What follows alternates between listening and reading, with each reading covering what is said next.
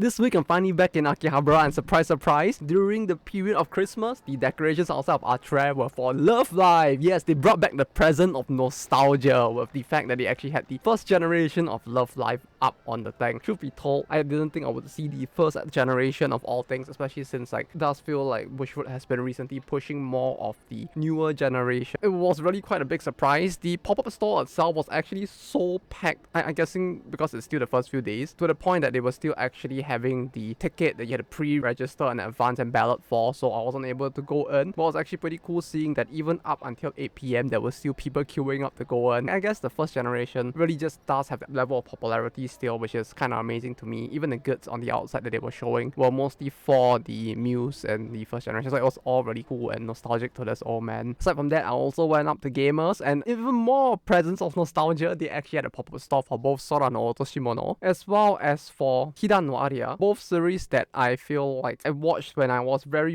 young. It feels like it may have been more than 15 years ago at this point. For the one for Sora no Otoshimono, it actually felt fairly tame-ish, and it actually used a lot of stills from the anime on the posters on the wall as well, so a lot of it felt very nostalgic since I remember watching all of it back when I was a wee lad as well. The goods themselves weren't all too impressive, they felt very normal or like what you would usually expect, but still a good thing for people who really love the series enough to want goods for it. Aside from that, the Hidan no Aria one also had a bunch of goods, and lastly, I went up to the Volks building. This is one that I tend to miss out a lot because of the fact that the building tends to close the event space by 7 PM. So usually if I go there after work, there are many days that I will miss out on it. However, this year, again, after all this time, I feel like it was only yesterday that I last talked about this in a different video somewhere along the way, but they actually have another pop-up store going on for Girls Last Tour as well as Shimeji Simulation all over again. I feel like last year as well, it actually happened across the new year, so seeing it happen again makes me feel such a level of deja vu. To see this come back consistently, or I guess for a second year in a row during the exact same period, actually, kind of gives me a little bit of comfort since it makes it feel like there's something consistent going on with the series. Enough for them to want to do another pop-up store, especially during a prime time period like New Year's. I think it's very epic that they actually are able to get that slot for this series, and it's good. But that said, that's all I have for you guys today. Thank you for watching, and I'll see you guys next week on